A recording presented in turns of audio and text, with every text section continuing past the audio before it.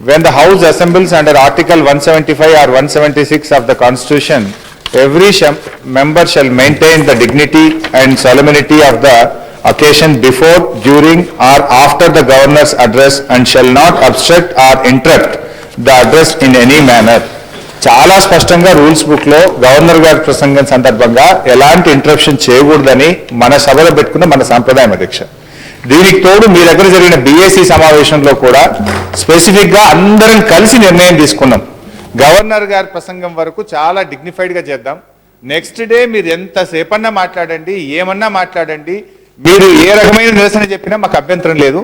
కానీ సభకు గవర్నర్ గారు వచ్చినప్పుడు చాలా బాగా చేసుకుందాం అనేటువంటి విషయాన్ని మీ సమక్షంలో నిర్ణయం తీసుకున్నాం అధ్యక్ష.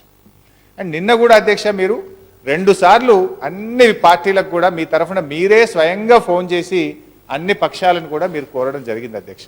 అంటే మీ మాటను గౌరవించలేదు, బీఏసీలో జరిగిన నిర్ణయాన్ని గౌరవించలేదు, రూల్స్ బుక్ను గౌరవించలేదు, పైగా ఇప్పుడేదో ప్రభుత్వం అప్రజాస్వామికంగా వ్యవహరిస్తుంది. మేమేమన్నాం అధ్యక్ష, గౌరవ సభ్యులను బేషరతుగా క్షమాపణ చెప్పమనండి, ఓకే ప్రభుత్వం కూడా తప్పకుండా ఆలోచిస్తుందని చెప్పాం.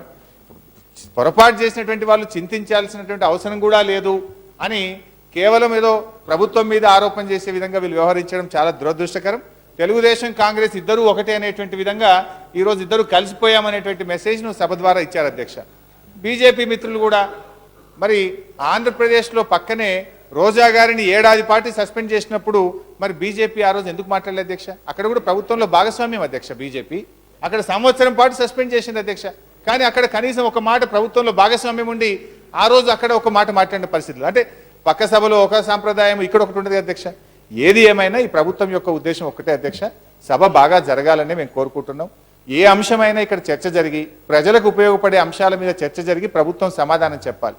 వాళ్ళు ప్రశ్నించకుండా ఇవాళ ప్రభుత్వమే అన్ని అంశాల మీద చర్చ జరగాలని మా దగ్గర ఉండే సభ్యులు కూడా అనేక అంశాల మీద ఎస్సీ, ఎస్టీ, బీసీ, మైనార్టీలకు సంబంధించినటువంటి రాష్ట్రంలో ఉండే పేద వర్గాలకు సంబంధించినటువంటి సమస్యల మీద చర్చ జరిగి ఒక మంచి పరిష్కారం దొరికి చర్చలకు ఒక వేదికగా, ఉన్నత సాంప్రదాయాలకు, విలువలకు ఒక వేదికగా ఈ సభ ఉండాలనేటువంటిదే ప్రభుత్వం యొక్క సంకల్పం తప్ప వేరే ఉద్దేశం లేదధ్యక్ష.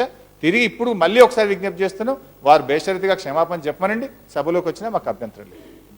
ప్రశాంత్ రెడ్డి గారు.